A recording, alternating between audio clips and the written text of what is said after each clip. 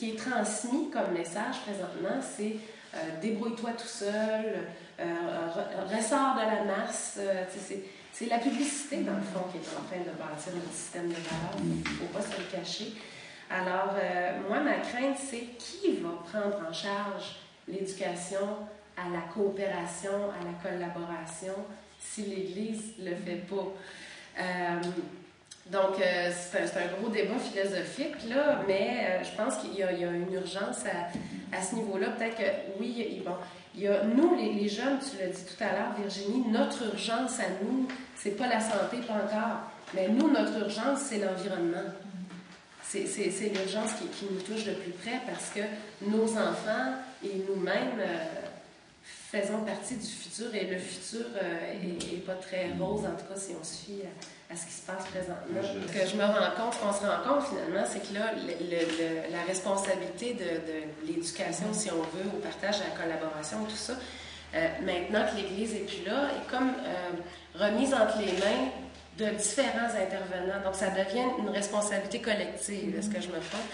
Puis, c'est en même temps, là, on parle d'environnement, mais là, on est rendu à globaliser un peu tout. Là. On parle de développement durable. Puis, dans le développement durable, ça implique tous les aspects. Ça implique la santé, ça implique l'environnement, ça implique le développement social, la culture et tout ça. Donc, en tout cas, en gros, c'est ça que ma conclusion. Moi, j'allais dire, l'Église n'est plus là comme avant, mais elle y est encore.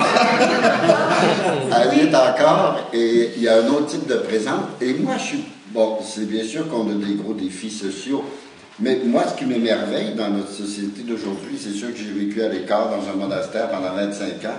Je replonge dans notre société après 25 ans. Des fois, j'ai l'impression d'arriver d'une autre planète. Mais en même temps, ce qui me frappe, moi, aujourd'hui, puis que je trouve beau dans notre société d'aujourd'hui, c'est tout le bénévolat qu'il y a. Et ça, c'est de la gratuité, c'est pas de l'individualisme.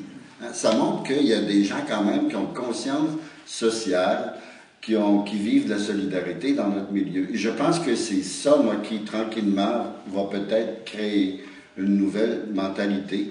D'abord, les gens arrivent beaucoup plus vite à la retraite, donc ont beaucoup plus de temps libre. Et moi, je m'émerveille, en tout cas, de voir combien dans nos milieux, il y a des personnes, et en tout cas, moi, je trouve que c'est ça qui sauve notre Église. Je pense que c'est ça qui sauve beaucoup d'œuvres sociales aussi. C'est tout ce bénévolat que des gens donnent. Un bout de temps. La famille le fait pendant longtemps. Et là, présentement, est-ce que la famille est encore en position de faire ça? Avec tout ce qu'on connaît, des changements qui sont dans les familles, tout ça. Je pense qu'on arrive à quelque chose devant cette situation. J'ai travaillé aussi dans le milieu scolaire, puis nous autres, on a vu ça aussi avec le temps, disparaître un peu cet esprit communautaire, cet esprit d'entraide, ainsi de suite, qui était avant. Fait que là, on est devant cette situation qui va prendre la relève. Moi, je pense pas qu'on retournera ce qu'on a connu dans le passé, puis pour être franc avec vous, j'ai pas envie qu'on y retourne. Faut pas. Parce qu'on a eu trop un type d'église contrôleuse, là.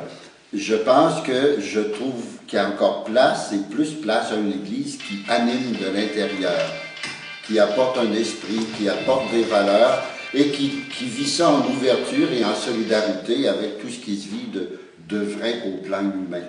Et ça m'intéresse d'être dans une église comme ça. Revenir à l'église du passé, j'en ai aucun intérêt.